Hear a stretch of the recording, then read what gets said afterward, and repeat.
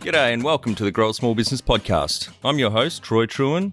Each week, we speak with an owner who has grown a business with 5 to 30 team members to something bigger. Diving into their numbers and unearthing the pain they've experienced, we explore what they did to overcome each barrier and what they would do differently from day one. Let's get into it. We'll have all the show notes and any resources mentioned in the cast on our website. Left school at age 16, then in her late 20s went to uni, and in 2012, age 34, graduated in law. Started working in her husband's one-person law firm. He soon gave up, leaving the business in $460,000 debt, which she worked hard and paid off in 3 years. From 1 FTE to 14, $500,000 in year one to now over $2 million per annum, while she only works 10 hours a week on the business, not doing any billables herself. The firm now focuses squarely on family law, divorce and separation. 70% of people don't retain a lawyer during separation and divorce, so in 2018 launched an online product to target that market. Also launched the Scalable Business Society, which helps service-based businesses scale, as she has done. Tracking metrics around marketing and billables allowed sales to jump from 1.2 to 2 million per annum.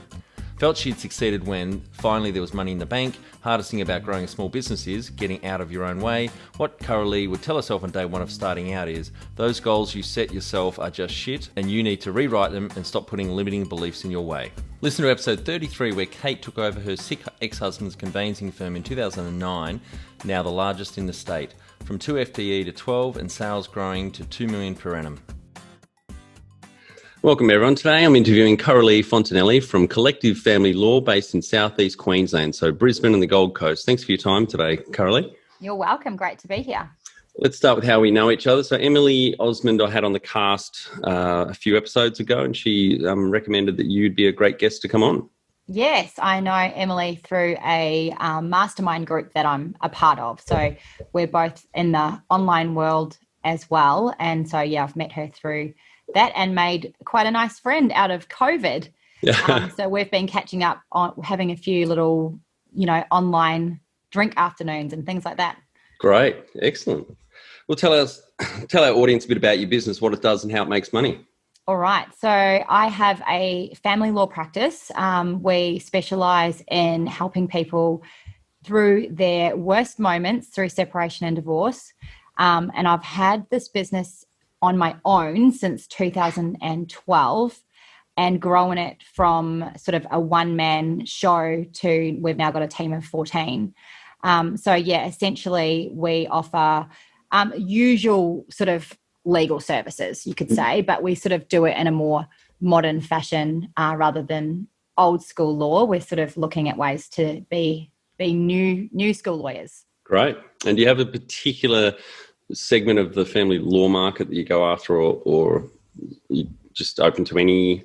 So, well, generally speaking, our average client is 42 years old. They are either married or de facto relationships, and generally there's a property component in there as well. So things that we don't do a lot of is we don't do a lot of trials for parenting, because when it comes to that kind of thing, it's usually a lot of legal aid matters. So we don't do anything along those lines. Everything's for the private sector. So, and a lot of people are dealing with property and children as well, but property is sort of the primary client that we're after. Yep.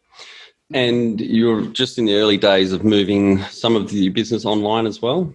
Well, in the law practice, we've got there's about 70% of people that go through divorce and separation don't retain a lawyer, and they don't want to retain a lawyer, and I totally get that. Everyone's hopeful that they can amicably resolve it themselves. It's not always the case. Some people just aren't able to. And retaining a lawyer doesn't necessarily mean that you need to go to court. In fact, most of our clients don't need to go to court, but we do, represent them in court if need be. So I've created a product which is an online product for the 70% who don't retain a lawyer. And the reason is that prior to the product, really, you were either talking to Bob next door and getting advice from him because he's been through a divorce, or Googling what divorce might look like. and it's not necessarily the best advice that you're going to get. Yep. So the product is sort of an online course where you can log in and at your own pace, go through all of the content. So what it looks like to separate, what to do in those early days, what about money, who gets what, all of that kind of thing. What about the children, how to negotiate an outcome with your partner? Because I say to all my clients, the very best that you can do is to go away without retaining a lawyer, have your own negotiations, if that's possible, which for some people it's simply not. But if you can have a level of communication that you can negotiate an outcome, and then come back to a lawyer and get your consent orders or binding financial agreement drafted. So the online course helps you with all of that. Sounds like a really good product, especially divorces are, over 50% these days. And I would have thought someone would have already nailed this offering out there online. No, I sort of started working on the product around 2018. And at the time, there was absolutely no one doing it. And I was actually a little bit worried because in law, people, it's very old school. And it's very much like, where people who are in law often don't treat their businesses like a business. They treat their businesses like a law firm, and they kind of give it its own category. And it's not any different from any other business. It's simply a business, and you need good products and good services. And they also have that view when it comes to how you provide legal knowledge or legal advice as well. So it was definitely going outside the square a little bit. And initially I was quite concerned about what it might be perceived as, but it's gone really well. And there have since been plenty of these kind of products popping up. I'm not the only one anymore. Yep. Great. I like it. A course to do your own divorce. That's great. Yeah. And have you got other products out there or you're working on at the moment, course-wise? So I've got an online platform which is called the Scalable Business Society. So that's for service-based business owners who really want to be able to get off the tools and work on their business rather than in it. So for me, in my law firm, I probably work in this business around 10 hours a week, maybe. I'm not like in here grinding 40 hours or 60 hours or 80 hours a week, like a lot of service-based business owners are, because they're too busy doing all of the jobs. Yes. And they're not sort of hiring and scaling. So in that program, I teach people how to scale their service-based business. So delegating. And sort of marketing, how to attract the right clients, how to sort of get up over your 7 figures. Because once you're in your service-based business, once you're sort of over your 7 figures, you've then got a team that can support you, so that you can start working on your business. But if you're the only one billing, that's it. You're going to cap out, and you're going to end up exhausted and hating it. And that's what happens. And I see that all too often because people sort of live in fear of or not knowing how to actually scale. So that's what I teach inside the Scalable Business Society, it's a monthly membership. So we do hot seats and we do master classes on all sorts of things. And then there's a core content as well. I've got so many legal friends that are disheartened and disgruntled. So I know exactly what you're talking about. Yeah. And because it is hard work, and it's hard work. They go out on their own to create a life for themselves and to have more freedom. And then you end up, once the shine wears off, you end up bogged down in client work, fishing for one client here or there, and just overwhelmed and exhausted. Yeah, just create yourself a job and giving yourself a lot more responsibilities, i.e. marketing and managing people. And you're not necessarily getting more money for that either. No. So, you want to be like really profitable without having to be there all the time. So, I take off, not so much this year, but I'm sort of at least away from the office 8 weeks of the year.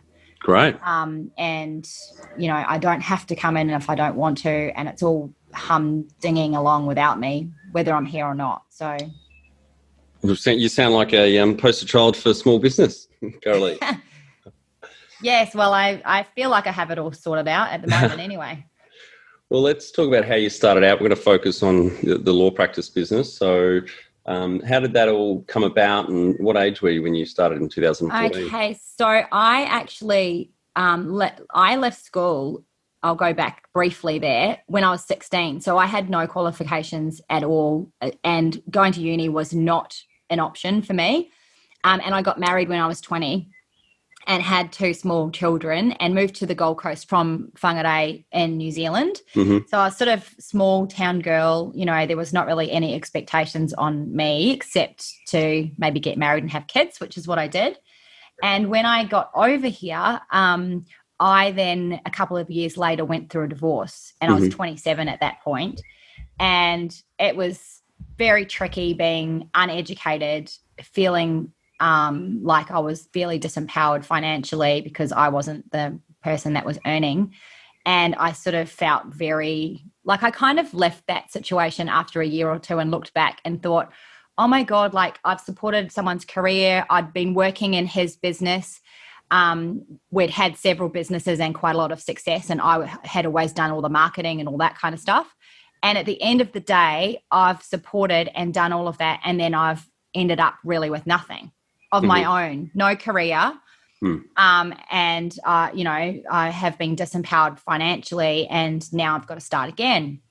And so I started a little marketing business, and I met another guy who was a lawyer, and he had just started his law practice a year before I met him.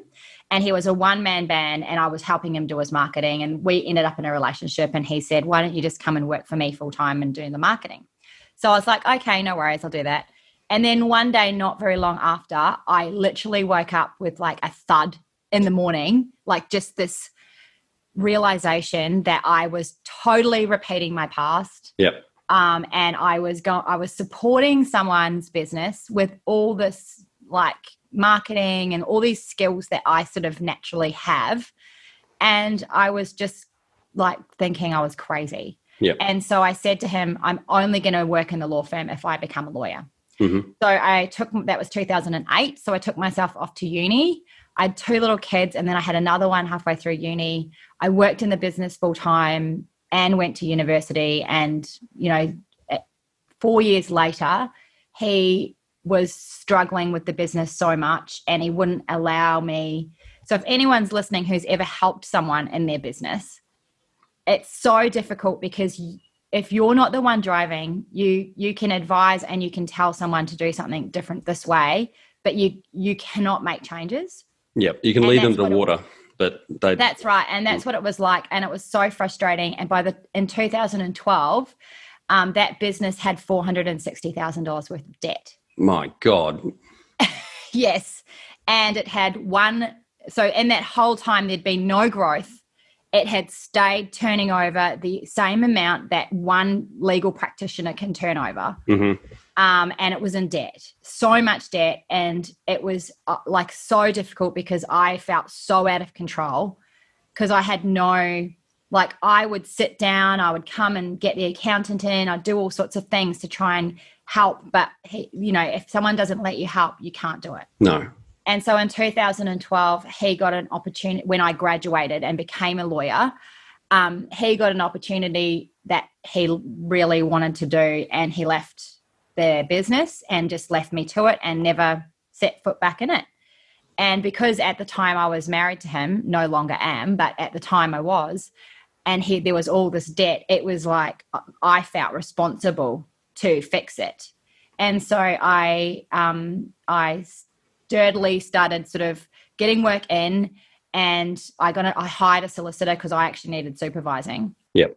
I decided to practice only family law because I was passionate about that area of law. I made that decision when I went to uni that I wanted to become a lawyer to practice family law, to give back and to give a different experience from what I had experienced, which was one of being scared of how much the fees were going to be, feeling like there was no transparency, not understanding process, all of that kind of stuff, and then being railroaded, which was my experience.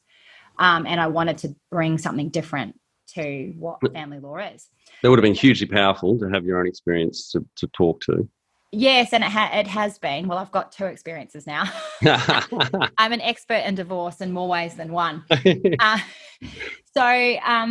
Then I just started like putting myself into, well, it wasn't myself. It was actually all in his name, that debt, because back then you couldn't incorporate a law practice until 2012. So the law practice got incorporated in 2012. And I just like put myself in payment plans. And even if people they were wanting their money now, but obviously I didn't have it, I would just start paying monthly what I could. So I'd had a big, huge list, and I'd just highlight everyone off over the time. Mm-hmm. And just over the next few years, paid it all off. In hindsight, 2 things. I learned a hell of a lot about paying off debt. Mm-hmm. And I think that's incredibly empowering. And it's also a driver for me to never, ever be in that situation again. Even though it wasn't actually in my name, or I wasn't really responsible for it. It's a really shit situation to get yourself in. And people get themselves in that situation through small incremental things over years. Yes. You know, like paying half a GST account because you don't have the money for it, or, you know, just ignoring a few invoices and then it spirals so that it's so big that you can't manage it. Things like that. Yeah. So it taught me that, but I also think in hindsight, knowing what I know now, there probably was an easier way for myself to go about it, like just starting a new business. Yes. But anyway, I managed. So then I built, so really 2012, the figures we were turning around about 500 grand a year. And this last year we turned over just over 2 million. Well done. That's a phenomenal turnaround. So that's where we're up to sort of now. And each year I'm sort of just, you know, not having any of this growth that's crazy, but just sort of this growth, slow growth each year. It's manageable and profitable. Yeah, exactly. And, you know, I've had years where I've worked harder and tried more, you know, different things, different strategies, and I've turned over a little bit more money and made way less profit. Yeah, and it's so not worth the extra stress either. Yeah, that's it. So it's just sort of, you know, and I'm really big on, which is what I teach inside one of inside my group. I'm really big on metrics and data, so that you can make good decisions around marketing and where you're spending your money and all of that kind of thing. So I do, and really my biggest growth experience has been through, because I got stuck for a few years on around the 1.2 million. And the biggest shift there was metrics, collecting data and managing my marketing through data, and then also accountability of team members. Yep. So accountability for billables and all of that kind of stuff. Yeah, great. Now I'm going to have to ask this question because I know the audience will be begging for me to ask the question.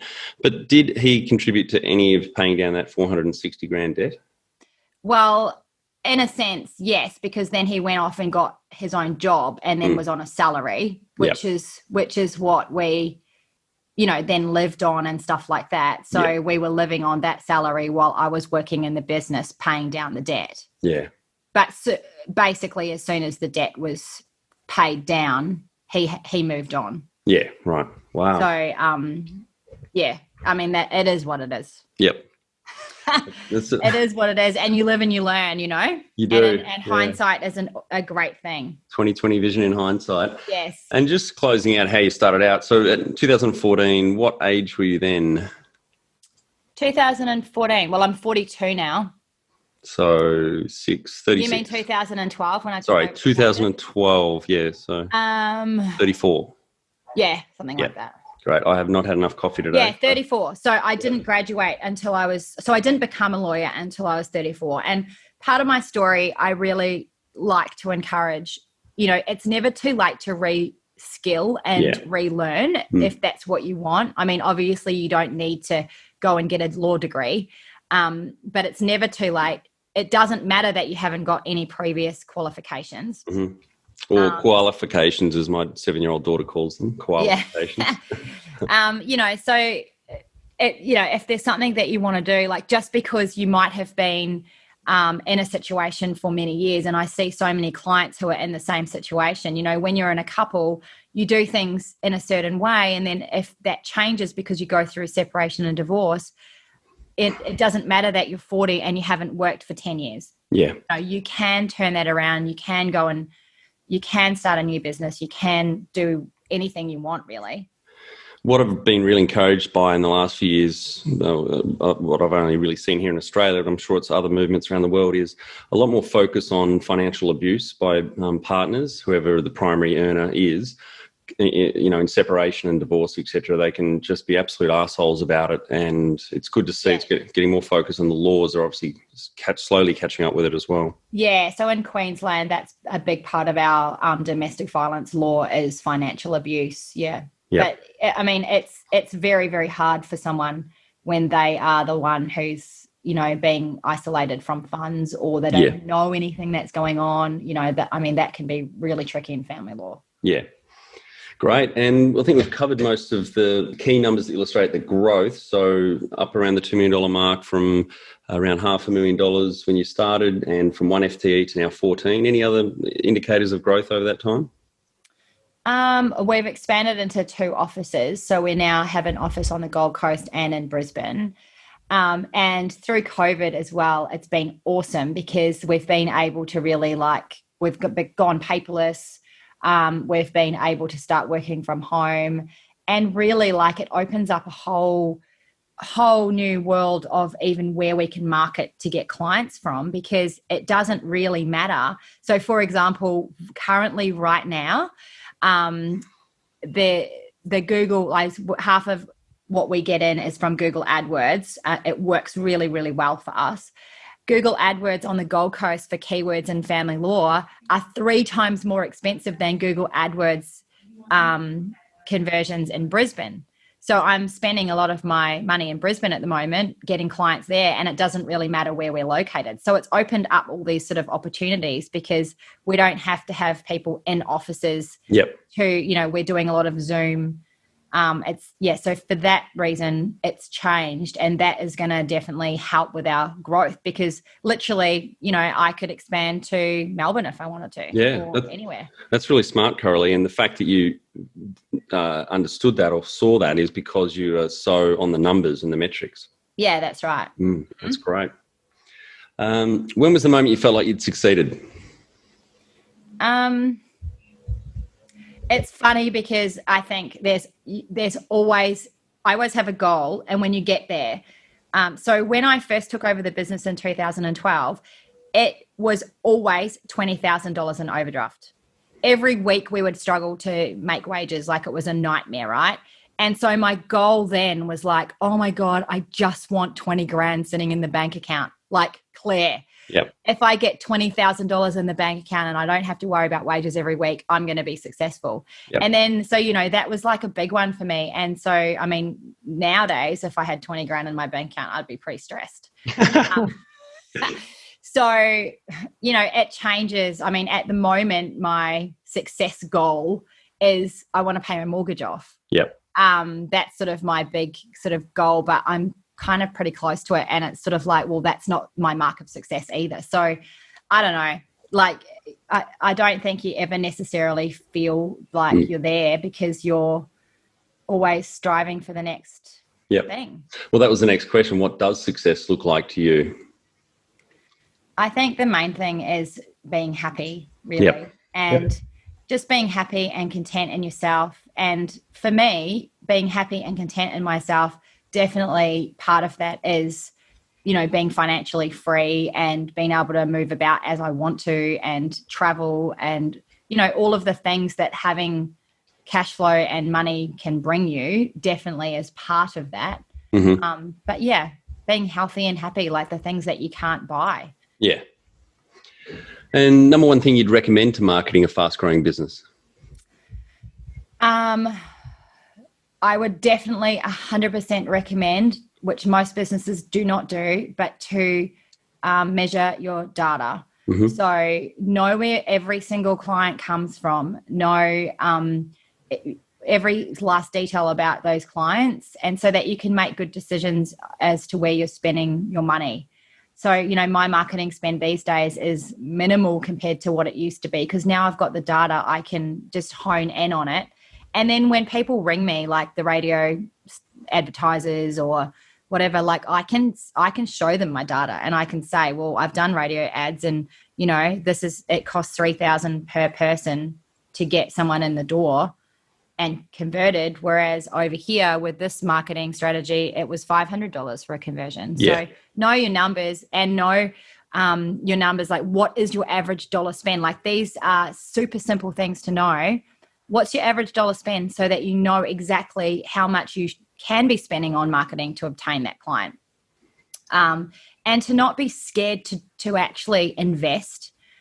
People are scared to invest, but when you're not doing your data, of course you're scared because there's no predictability. But when you have your data, it can be like turning on and off a tap. Yeah, absolutely. And I love that old advertising adage, which is 50% of advertising expenditure is wasted. The problem is you just don't know which 50%. And that's obviously changed a lot in the digital age, having all these metrics, Facebook, Google ads, the cost per click and et cetera. It's just amazing what we can do now to study what return we're getting. Yeah, exactly. Yeah. Next question. I don't think I've had anyone on yet that has funded their business starting with a $500,000 debt. So any other funding options to get yourself out of that hole? Did you take on bank finance, other investors or grants? I didn't do anything. Just worked fucking hard. I just worked really hard and just worked, like I focus on the front or the back end of getting clients in and the numbers. So for example, we do a free initial appointment, which lots of businesses do a free of something, whether it's a phone call, a proposal, all takes time to put together, right? So we do a free initial appointment. And because I do all my data, I just know I need X amount of initial appointments to create X amount of clients. I know what the average dollar spend is. So that creates X amount of money per year, which is X amount of profit. Like it's kind of pretty basic stuff. And so I just really focused on those first top numbers, which is how many people do I need to get in the door and how many do I need to convert? And is there anything that I can do to make those conversions better? Yeah, so really finding those levers, the lead measures, as a great book called 4 Disciplines of Execution. Not sure if you've read that, but they talk a lot about lead measures. So things that you can influence or levers upstream that may not necessarily be things like historical numbers like average sales per customer, but how many, for example, free sessions are we giving a week? That could be a good indicator downstream of what your profit and your sales are going to end up being. Yeah, exactly. So, and, you can easily work it out by just sort of knowing what your average dollar spend is. So, and how many clients you need to make those goals. Yeah. So I just focus heavily on that, because when that happens and no one else in the business really is focusing on that, and I sort of have that pretty automated now. Yep. When that is happening, all the service end of it is all automated on, as far as I'm concerned. Onboarding, offboarding, doing the actual service-based work.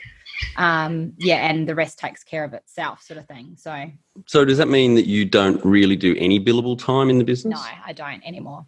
That's fantastic. So in Michael Gerber's Entrepreneur, Manager and Technician, I assume you would have read The E-Myth? Yes, I have. The E-Myth is a book that I read when I started my first sort of business with my first husband back in New Zealand. We got a Brad Sugars coach. Mm-hmm. Back then. I was like 21 or 22. And that was an incredible investment. And I learned so much, but I read that book then. Right. So it's always stuck in my mind about the pie shop. Yep. And, working on your business, not in it. Yep. Sarah. Yep. Sarah, the pie maker. Yeah. Yeah. And so I'm big on that, because that's the reason we all go out to be on our own and our own small business is to have more freedom. Yep. But the problem being is that so many of us get bogged down in making pies. Yeah. Yes. And we have all these other beliefs like, oh, but my business is different because it's a law firm. Or my business is different because it's more, taxing in this way or that way. And it's like every business has a few differences. Like even between law firms, there's a few differences. Like for me, we have to fish for new clients all the time because people going through divorce is short-lived situation. We don't have clients like an accountant where you have them ongoing. But, you know, there's good and bad, you know, things around those items. But at the end of the day, if you are in your business working in it and not on it, you're going to cap out and you're going to be exhausted and you can only do so much. Absolutely. Well, congratulations on getting out of the trench that is the technician, and sounds like you're solely on the entrepreneur level and the manager level. So that's fantastic. Yeah. So last year I sort of made my last big hire, which has freed me up so much. And that was taking one of our lawyers to a leadership level where she's managing the lawyers and all the service-based stuff. So that has been a massive gain for me. And, you know, managing 14 on your own, I think it starts getting a little bit tricky. Yep. Because there's a lot of people and a lot of, you know, different moving parts. Like when they're on holidays, they expect you to remember all that shit, and I can't remember. You know, so that's why I love Google. It's all in my contacts, which then pop up in my calendar whose birthday's when. Yeah, exactly. So yeah, I have, and now her helping me manage, which is really been the last sort of thing that's made me feel even more elevated, even though previously I wasn't running files myself, to have someone actually managing the lawyers, because that role you have, you know, literally your office is like a train station where people are coming in every 5 minutes with something to run past you or whatever. So I've kind of relieved myself from that now too. And have you looked at or have in place an employee share scheme, or you own No, we have a little bonus structure that goes on, which is essentially like a profit share bonus structure. So, and we implemented that 2 years ago. That's been definitely a little booster in terms of revenue, because when people have skin in the game, definitely they work a little harder. Yep. You know, and it's hard because you have billable targets and goals for your staff and team, but really, like, people, you know, can show up half-assed and there's not much you can do to motivate them. But if you give them a bit of a profit share, they most certainly, you know. Yeah, I had Craig West on as subject matter expert a few episodes ago, which are live now, so November 2020, and he focuses on ESOPs, or employee share ownership plans, and he's got a lot of international studies that show the power and impact of having ESOPs in place, such as retention goes from 5.4 years to 9.4 years, and productivity jumps 7 to 23%, etc. So there's a whole lot of benefits there. I'll shoot you through his cast after this if you're interested. Yeah, I'd love to listen to that. That sounds awesome. If you were to start up today with plenty of funding, would you go into your industry? Oh, for me, you know, I love family law. I love helping people through their divorce and separation. That's definitely something that I love, but I also love so many things, you know. So whether or not I'd go into my industry or not, I don't really think there's any like magic in something's easier than something else. Yep. So, you know, and you can be really profitable in a law practice, and that's been amazing. So I don't know if I'd start in a different industry or not. Yeah. I love being in business. Yeah. Yeah. And it's definitely like, well, I've got other sort of things on the go as well. I've written 3 cookbooks. Yeah. I love to cook. What area? So the cookbooks are all around eating non-processed food. So eating real food. They're all gluten, dairy, and sugar-free. So it's sort of all around exploring different ways of cooking healthy versions of things that you love. Great. So, and they're like, cooking nachos but using sweet potato chips instead of corn chips, stuff like that. Great. Well, we might link to those in the show notes then if people want to check them out. Yes, do that. Can you outline the most stressful point in your small business growth journey so our audience can learn from it?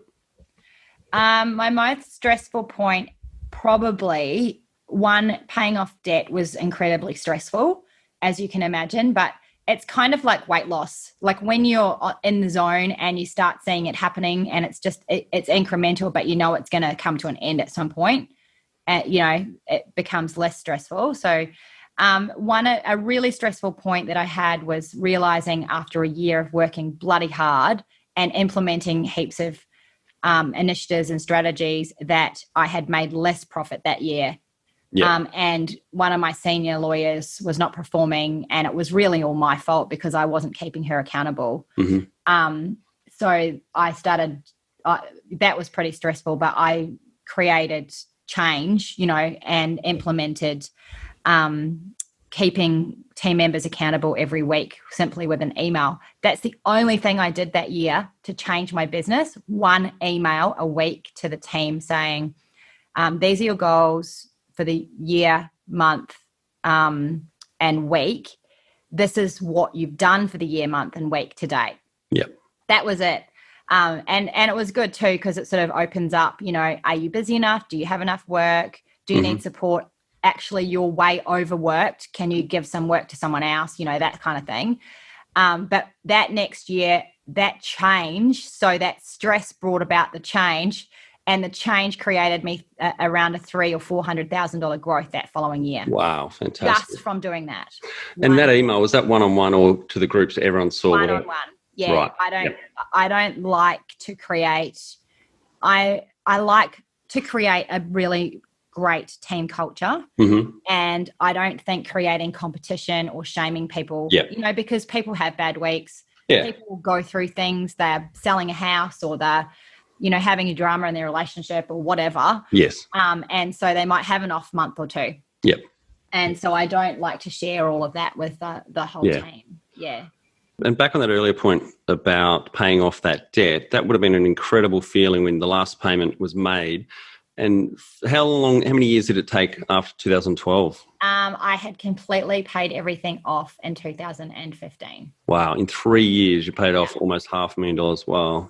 Yeah. That is phenomenal. Caralee. One of the debts, the last one to go, was there was a substantial part of that was substantial tax, and that and there was like penalties and interest and stuff like that. Yep. So the accountant went to the ATO, and that was wiped off essentially. Well, that's great. I mean, so that was the last bit paid off, and that was just such a relief.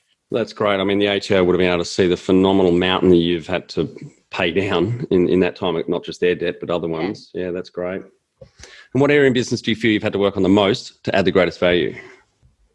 Probably really stepping up to be a leader, because there's one thing in starting a business when it's just you and you might have one other person. But as you grow and you retain more staff and your team is bigger, you really, really have to step up as a leader. And that can be really hard, because you are sometimes isolated, sometimes there's group chats that you're not part of. Sometimes a bunch of team members leave all at once, and it's a bit of a conspiracy behind your back. Yeah.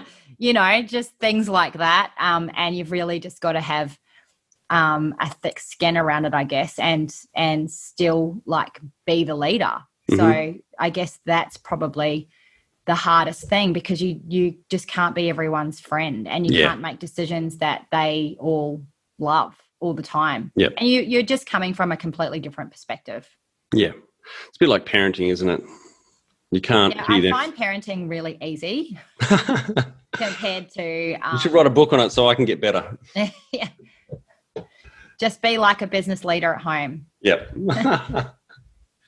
Great. And what have you enjoyed least about managing the fast growth?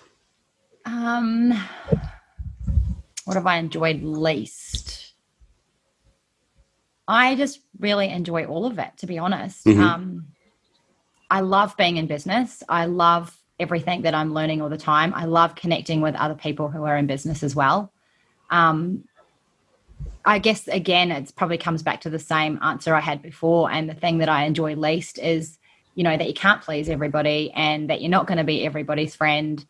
And, sometimes you've just got to do you. Yep. That's probably the hardest part. And what do you love most about growing a small business? I love that my brother, it's funny actually, he's got a bit of a story. He was on his yacht, he's an executive chef, would come back not a fancy yacht. I'm going to put the caveat in there. A yacht that he was living in Indonesia on. He sailed around quite a bit, come back and work as an executive chef, and then save some money for 10 months a year, go back and live over in Bali for another however long. Anyway, during COVID, he came back here between jobs. COVID hit and he was stuck here on the Gold Coast at my house with no money. And he's just started catering company and is doing incredibly well. But he said to me the other day, oh, it's just so addictive. So addictive. Making money. Yep. And I was like, yeah, isn't it? That's great. Yeah. So, I mean, I love all the aspects of being in business, but, you know, making profit is fun. Yeah, that's a good measure. And what's been the biggest mindset shift for you in your small business growth journey? Biggest mindset shit of... I guess there's not really any big ones. They happen incrementally over time. And I think the main thing to know about being in business is that it doesn't happen overnight. Takes 20 years to be an overnight success, they say. Yeah, that's it. And really, like, I've been in business, not necessarily my own, but I've been in business since I was like 20 as a sort of business owner. And, you know, so you're just learning a lot over time. And yeah, I think the biggest shift is really the self-belief piece. Someone said to me, I had a business coach and she said to me, you know, you could make $1 million profit a year, Caralee. And I said to her, like, I kind of just dismissed it. And then I actually went away and just did the numbers on what that looks like how much turnover would I need? And, you know, then how many clients would I need on our average dollar spend and all of that kind of stuff. And then it's like, well, yeah, like that's actually so kind of easy. Yeah. When you put it down on paper like that. So it's really getting rid of those beliefs that the girl from Whangarei who really wasn't going to be anything. And, you know, your beliefs around money and whether you deserve it or not is, those kind of things they can really hold you back. Yes. Yeah. So I guess those are my biggest mindset shifts. So, you know, the goals that I used to set for myself were tiny little goals, and actually having the freedom and allowing yourself the freedom to go, well, yeah, why not? You can make $1 million profit a year. Yep. Yeah. There are plenty of people making more than $1 million profit a year. Why not you? Mm-hmm. And what's the number one habit you think a small business owner needs to develop and maintain? The number one habit. Showing up again and again and again and again. I think, you know, they say things like so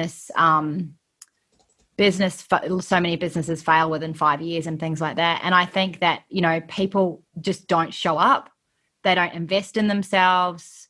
And those are the reasons why. But if you keep showing up and you're prepared to invest in yourself, you're prepared to, you know, like when you get advice to do something and there's a real resistance inside you and you don't want to do it, like collect your data. Yep. I've felt it. But you've just got to push through that resistance and show up and do what you actually need to do. And if you keep making the same judgments all the time and you get the same results, well, that's why. Because you're not prepared to show up and push past that resistance. Yeah, well, so, as Einstein said, that's the definition of insanity, doing the same thing over and over and expecting a different result. Yeah, well, it is, isn't it? Find it hard to define a clear strategy, then communicate it and execute it alongside the rest of your team? Or you currently don't work a simple quarterly strategic plan to boost your team's performance? Our Business Growth Formula online course is perfect for small business owners with 5 to 30 team members wanting to grow. We share the mindsets, habits and tools to be a legendary leader in your business. growsmallbusiness.com. And can you talk to how you've added people to the team, some wins, mistakes and advice for those listening? I'm still learning when it comes to team, for sure. Building a strong team culture really helps. But then, you know, I've had team members leave this year who've been with me for a really long time, and it's hard to take. Like, you sort of think, what do I have to do to create an amazing business and an amazing culture that's going to keep people? And the reality is like, people are going to move on. That everyone has their own agenda. And you've just got to realize that and be okay with it. Yeah. And you've also got to realize and be okay with that there's always going to be someone else who can fill those spots in your team. Any change is hard, but it can also be a real win having some change as well. Yep. Because you can actually upgrade the team, you can upgrade the culture. You know, COVID has been great for pushing reset in so many ways. You know, for example, for me, part of our amazing team culture is that we have great events for the staff and we do, you know, amazing things. And part of, you know, that is profit out of my pocket. Yep. And so then if you try and pull back on some of those things, people don't like it because they're used to the perks. So through COVID, for example, we've been able to make those changes, and through staff changes, you're able to make those changes. Yep. Sort of start out as you means to carry on, because sometimes when team members have been with you for a long time, they can take for granted what you provide and that type of thing. So, embracing change.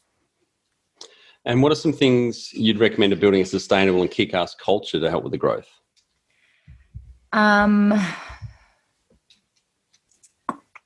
We've implemented structured team meetings every week. So when in the beginning, when you're small, you don't have team meetings because you're just, you know, a few people and things are different. As you grow, you need to start implementing a few things like that. So team meetings, we have sort of a very open, you know, open door kind of policy. We're sort of pretty relaxed, particularly for a law firm. A lot of law firms are very uptight. Mm-hmm. So we're very relaxed.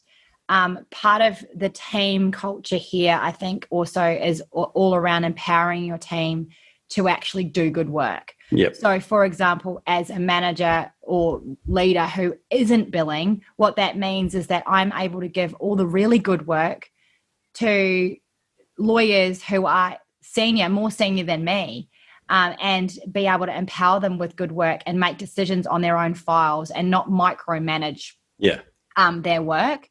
So, and sort of by bringing everyone together with being able to be transparent about I'm having trouble here or I'm doing this, and being sort of that team where we support each other, but then allowing them to actually go ahead and make decisions. Because I hear time and time again, particularly in law firms, but it's probably across every other business, the frustration of team members when they are quite capable, but they have supervisors or leaders who just don't allow them to do the work. Yeah. I think being a kick-ass manager or a great manager is really difficult, and there's not enough material out there, I think, to help people. I'm a big fan of the Managers Tools podcast, a weekly podcast, been going 15 or 16 years, number one business podcast on the internet, but it is a really difficult thing to learn, and a lot of organisations, small and big, just don't invest enough training with people. It is super, I think, important just to let go a little. And the thing that I sort of keep in my mind is that every single team member that I have, like, they want to come in here and do an amazing job. Yep. They don't want to show up and do a shit job. Yeah. Like they take pride in their work. Yep. They want to. So you've actually just got to let go and allow them to do that. And when you do that, it's amazing how people step up and shine. Yes. Tell the audience how you've handled balance. Balance. Well, I guess as you grow your business and you have more time and you're able to delegate and empower your team more, you have a lot more balance in terms of, I don't work 80 hours a week on my business, or even 40. I picked my daughter up from school at 3:30. Yesterday I spent the day on a launch having lunch in the business. Great. And I also love what I do. So when you love what you do, I don't think there is such a thing as work-life balance. I think it's all a blend of. That's exactly how someone described it. Yeah, a blend of being happy with every aspect of your life, and like I'm never unhappy to walk into the office. No, that's great. And I know I have struggled with this a lot more. I still struggle with it now, but because I love what I do, 99.97% of what I do, the double-edged sword is that like it can be hard sometimes to stop working or be away from work and still thinking about work. I used to be really bad at that when I was much younger. I don't have, so clients don't have our phone numbers. I have a policy that clients don't have our mobile phones. Yep. So many people and lawyers, other business owners give their mobile phones to clients. It's not going to make you more money by having them contacting you at ridiculous hours, because what's important to them when they're going through whatever you often can't solve it anyway. So setting really good boundaries, and particularly with clients like people going through divorce, they don't have boundaries. Yeah. Because everything's urgent right now for them in their life, which I get, but there's a lot that you can't resolve with a phone call anyway. No one's got our mobile phone numbers, office hours only. And I don't check my email on after hours at all, ever. Mm-hmm. I'm not even tempted to, because I need to be in the right frame of mind, in a work mode. Yeah. To be able to respond to something, and there's no point checking it just to then feel stressed for the night. No, that's right. So setting those like really basic boundaries around, and it's not to say I don't work at home on the couch and stuff with the computer. I do, but that's my fun work. That's not law practice work usually. That's sort of more my membership stuff or, the things that really kind of light you up. Yep. It's not that sort of anything that's too hard. Apart from writing cookbooks, do you have any other hobbies? I have a yacht, which is like a 37-foot FAR 1104 built in New Zealand, as all good things are. Except the cricket team, that is. Yeah. So I sail that around the Broadwater and stuff like that. I grew up sailing in the Bay of Islands, so I really wanted to enjoy more of that lifestyle here. So we go sailing on the weekends, which is a total switch off. Even if you take your computer with the intention of doing something, you don't. There's just no way. Don't do anything. Sailing's great. I used to sail on a FAR 40 actually down here in Hobart. Yeah, it's so easy to disconnect and so calming to be on the water. Yeah, it is. The minute you go out, it's just like all your worries, everything has just disappeared. So, love being on the boat. I just want to go back because I've got to ask this question before, when you were talking about, and Peter will try and find where to put this back in, but you mentioned something about, I was going to ask the question what CRM you use, not for the product business, but for the law practice. Yeah. So do you use a CRM? So for the law practice, most law firms use legal software. Right. Which sort of, it's how it sort of all works is that your client database goes in there, and then you can raise correspondence, emails, all of that, and timekeeping and trust accounting, all of that goes all through the same sort of system. But it doesn't really help with, it's not a CRM and doesn't do what a mailing system will do. So, and actually they're not very good at sort of merging with anything. So you use something else? So I use ActiveCampaign for all of my CRM, whether it's for my cookbook business, the Scalable Business Society, or for the firm, I use it as well. Oh, great. So I collect, for the firm, we do a little bit of, I have an opt-in and collect email addresses through there and list build, but that's more around selling the online product than the firm products. Yep. Yeah, great. Yeah. How much professional development did you invest in yourself? Oh my God, I've done so much. It's not even, in fact, I'm actually probably a little bit of a junkie. So as I said before, my first professional development type of thing was with it was like 2001, and it was with Brad Sugars. I can't even remember what his program was called, Action Coaches. Right. So we had an action coach. He came to Auckland and hired out a stage, and talked. His thing back then, he's a Brisbane guy. I don't know if you know of Brad Sugars. Heard of him, yeah. He's a Brisbane guy. And his whole thing back then was to buy rundown businesses for next to nothing, maybe nothing, and then create business through good marketing and strategy, and then flick it off. That was kind of his thing. And so then he set up Action Coaches. So I had an action coach, And then since then, like since I've been in the firm, I've had like leadership coaching, I've had voice coaching, mainly sort of for my own podcast and speaking on stage and that kind of thing. What else? Lots of business coaching, different types. And then more recently, a lot of my professional development stuff, other than any law stuff I need to do, has been mastermind group type things for my online business, which is a totally different beast from growing a bricks and mortar service-based business. Yep. So, so I've been over to the Kajabi conference, which was awesome. And then there's a Facebook ads guy that's quite well known called Rick Mulready. I was in his mastermind last year, which was awesome. I'd flying over to the US and meeting all these amazing different people selling, knowledge products online, whether it was from like how to create a kitchen garden to Google Ads to teachers, paid teachers stuff. And it's really interesting. Great. And if you've had mentors or coaches along the way, tell us about that experience and the value they've added. So much value. There is not one coach that I've had that has not given me some great value. I guess a lot of it is around mindset, having someone that will challenge your beliefs, because we have all these beliefs. We don't even know that they're beliefs. We just have this thought that, I can't do this because, and we make up some story about it. So having a coach can really challenge you around that. They've all been amazing. And if you're in business, you 100% need a coach of some description. And it might be a gap that you have.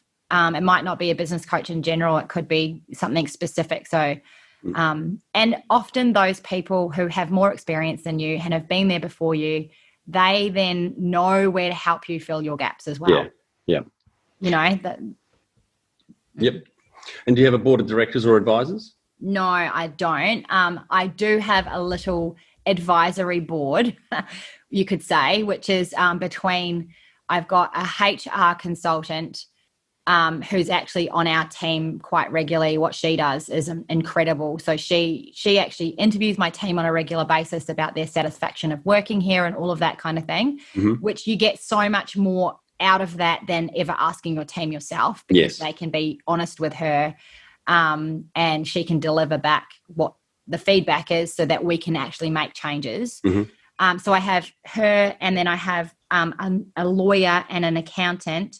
And we all we've actually got a group together, which is called Conversations to Connect, where we sort of put out content and things like that. But we sort of support each other in, they're sort of all at similar stages in their business owners, and, obviously skilled in their various areas as well. So, it's not an advisory board as such, but it's a group of great advisors. And I think that's, especially when you're on your own, it's really important to have that, because you've got peers to talk to, people who have advice, who have been there before you, or have, can sort of help you out when you're in a sticky point, because though you can't go to your staff with those things. No. Caralee, we're on to our final 5 questions. What do you think is the hardest thing in growing a small business?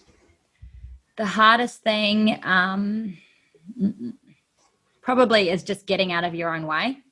Yep, done that before. Getting out of your own way, because, if you are not having growth in a way that you want to, there is some blockage with you. Yes. Yeah. And working out what that is and actually getting out of your own way is probably the most challenging thing. And it could be blatantly obvious to someone else. And that's why it's important to have a coach. Yes. Because they'll tell you. Totally agree. Favorite business book which has helped you the most? The E-Myth, the one that you mentioned before, is probably my all-time favorite business book. Same here. I'm not a massive reader, but that book, it's all about working on your business, not in your business. It's a very simple little read. And if you have not read the E-Myth, 100% you need to read the E-Myth. Yeah, a lot of lessons in there. It just smacked me in the face when I read it. It's about 5 or 6 years into business. I'm now 20 plus years in, and this all sounds so obvious and like they say, common sense, but not always common practice. So that's right. And That book as well, it stood the test of time. So, lots of new business books are coming out every year. But that book is a pretty old book, and it's still 100% relevant. And it doesn't matter what industry you're in, it's 100% relevant. Yeah, I love his parables in there as well. It's late 80s, I think Gerber wrote that. Any great podcasts or online learning tools you use for your own professional development? I listen to a whole lot of different podcasts. Just lots of business podcasts. And it just depends what phase I'm in. At the moment, I'm working on my online membership. Yep. So I've been listening to a lot of membership sort of podcasts and sort of working my way through all of that kind of thing. But nothing specific. One tool you'd recommend to help grow a small business? One tool I'd recommend. That's a tricky one that I don't know the answer to. I mean, over the years, I've just used so many, and things have changed so much as well. Like when I was really first starting to grow in 2012, it was totally different from maybe how things even are now. So much has changed. I guess my favorite tool, which I continue to use, is probably Google Adwords. Yeah. To be honest. No, that's good. Yeah. And, I focus on 3 types of marketing. I focus on referral marketing, organic marketing, and paid marketing. And in my paid marketing, I focus on Google AdWords. And that has probably been, that's a big investment for me each year, but it's something that brings me massive amounts of clients. So, that's probably my favorite tool, to be honest. Good. Finally, my favorite question. What would you tell yourself on day one of starting out? What would I tell myself? I'd probably tell myself that those goals that you just set yourself are shit and you need to rewrite them and stop putting limiting beliefs in your way. That's very well put. Because I feel like had I done that, I wouldn't have taken so long to get where I am now. And I would have just had, a little bit more gusto and just got there a lot faster. But because you're constantly sort of getting in your own way, you take longer. Yeah. Well, Caralee, thank you very much for talking today. It was a very powerful and inspiring journey that you've had, and well done on all your success and how you're going at the moment. So I really appreciate the time. I think the audience got a shit ton of value out of it. Thank you so much. That's it. Thanks for listening. Please leave a review in iTunes or whatever platform you listen to us on. It means more small business owners will find our cast and help people with their business growth journey.